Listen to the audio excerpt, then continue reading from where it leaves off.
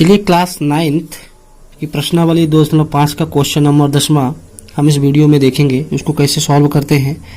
तो question number 10वां की यदि बात करें तो उसको हम आपको दिखाना चाहेंगे। क्वेश्चन ये आपका ये है,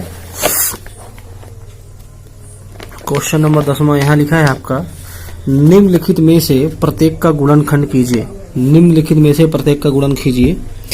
तो इसको समझने के लिए सबसे पहले हम बता रहे हैं कि इस क्वेश्चन को यहाँ भी लिखा है निम्नलिखित में से प्रत्येक का गुणनखंड करो इनका, लेकिन इनको करना है संकेत देखिए 9, मतलब इसकी सहायता से। ये फॉर्मूला ही लिखा है, एक्स की power cube plus y cube equal x plus y x square minus x y plus y square. ये आपके सामने फॉर्मूला है, मतलब इस क्वेश्चन को इस फॉर्मूले की सहायता से सॉल्व करना है। तो समझ गए आप, मतलब क्वेश्चन 10वां को 9वां की सहायता से सॉल्व करते हैं।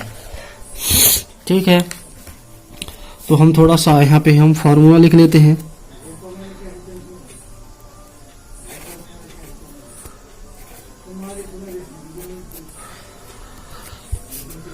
फॉर्मूला आपका लिखता है वो x cube plus y cube equal है एक्स प्लस वाई, फिर है x square minus x y plus y square. इस फॉर्मूले की सहायता से क्वेश्चन नंबर 10वां को हम क्या करेंगे, सॉल्व करेंगे। X plus y plus x square minus x y plus y square, formula right है। क्वेश्चन नंबर 10वां की बात करें तो क्वेश्चन नंबर 10वां हमारा है कि यह लिख देते हैं 10 का फर्स्ट क्या है,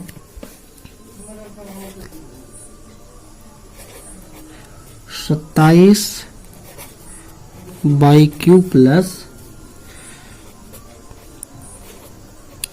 125 जेड क्यूब। इस क्वेश्चन को लगाना है। क्वेश्चन में लिखा है 9वां की, ये क्वेश्चन नंबर 9वां में दिया गया है, क्वेश्चन नंबर 9वां में था। क्वेश्चन नंबर 9वां के साथ इसको लगाना है। तो चलिए हम लगाते हैं। ज़्यादा डिफिकल्ट मेरे हिसाब से है नहीं, बस आपके समझ के ऊपर डिपेंड करता है कि आप कितना जल्दी और कितना समझ सकते हैं। को करते हैं हल।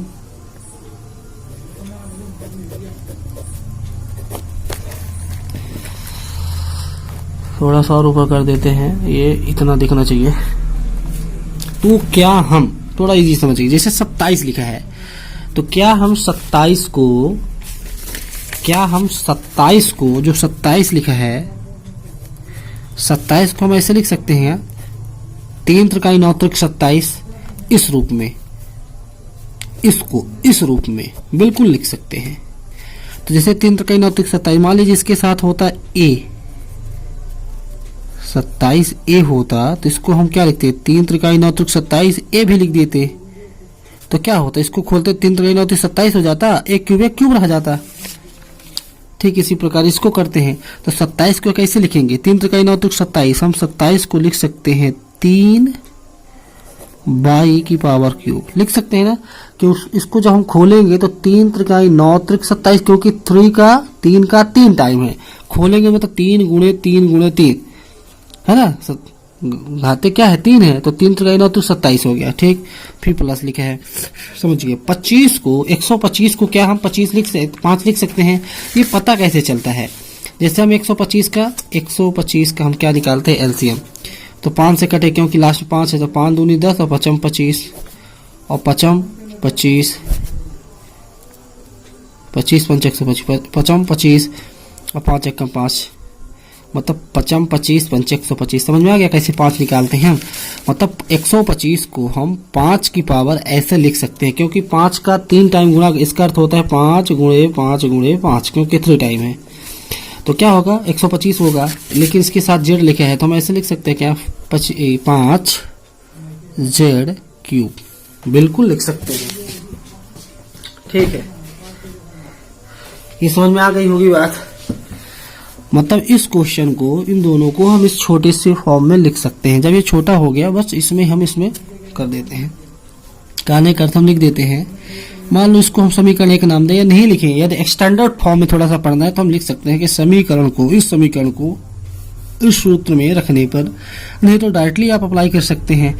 इससे ये टोटल आप जैसे क्वेश्चन में x और y है, यहाँ पे y z है, तो इसे आप x मान लें और इसे आपको टोटल को y मान लीजिए। आगे बात समझ में, ये टोटल x हो गया, टोटल y हो गया। तो जैसे x क्यूब y क्यूब बराबर क्या होता है, x प्लस y। अब देखिएगा हम फॉर्मूले में अब इसको रख रहे हैं, फॉर्मूले में बस। अब आपका इसके बाद आंसर आ जाएगा, ठीक है। थोड़ा सा इसको ना हटाएं, सही रहेगा ना। जैसे x लिखा है, ब्रैकेट ऑन करिए, ठीक है। x लिखा है, x बराबर क्या है 3y, 3y, ठीक है।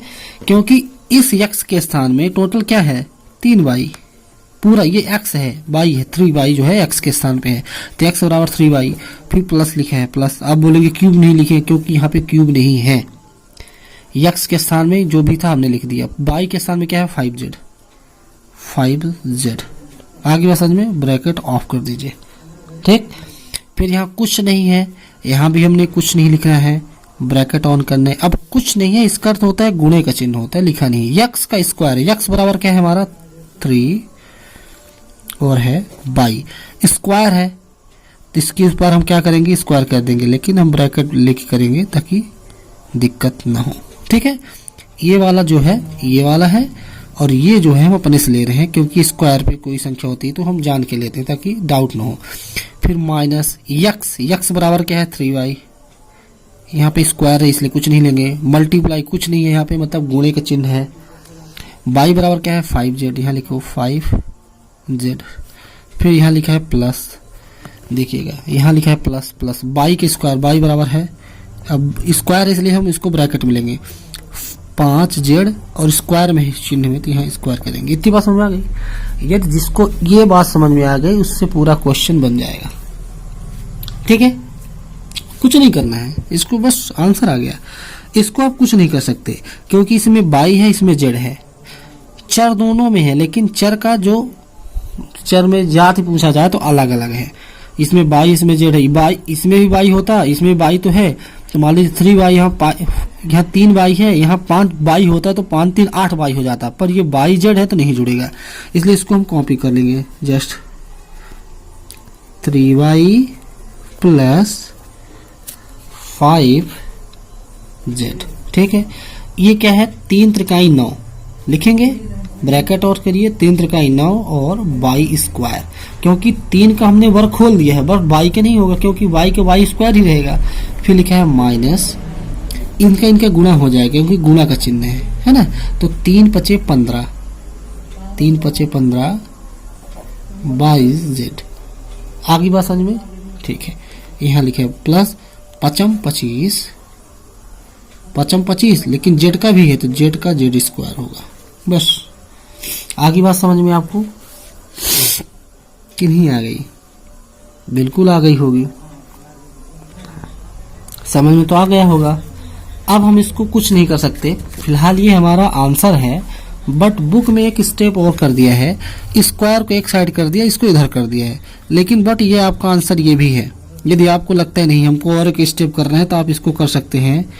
3y दिख रहा है ना, 3y प्लस 5z, ये हो जाएगा 9y स्क्वायर, इसको स्क्वायर इधर है तो इसको लिख दीजिए 25z स्क्वायर, ये बंदा इधर कर लीजिए माइनस 15y z, बस हो गया आपका आंसर। चाहे आप इसे कर लीजिए, ऊपर वाला तक कर दीजिए तब भी आपका आंसर वही रहेगा, नीचे कर देंगे तब भी आपका, ये आपका आंसर है। बुक में शायद ये वाला है, क्योंकि स्क्वायर को आगे कर लिया है, और जो स्क्वायर घाते कम है, जिनका घात ज्यादा है उनको आगे, फिर जिनकी घात कम है वो नीचे, मतलब कहा जाए तो घटते क्रम में घाते होनी चाहिए। एक होता है, एक सिस्टम होता है, राइट है। तो बड़ी घाते फिर छोटी घाते फिर छोटी छोटी ऐसे कर। मान लीजिए यहाँ मान लीजिए 25z की क्यूब होता है तो 25z क्यूब सबसे आगे लिखते हैं, फिर 9y की स्क्वायर लिखते हैं, फिर इसको लिखते हैं, है ना। तो ऐसा होता है। चलिए आगे हम अब क्वेश्चन नंबर 10 का दूसरा नहीं बताएंगे क्योंकि वो इजी ही है, ऐसे ही आपको कर लेना है। हमने फर्स्ट को बता दिया है, ये आपके सामने है, सेकंड आपको करना है। अब हम लोग देखेंगे क्वेश्चन नंबर 11 लगाएंगे। चलिए ठीक है।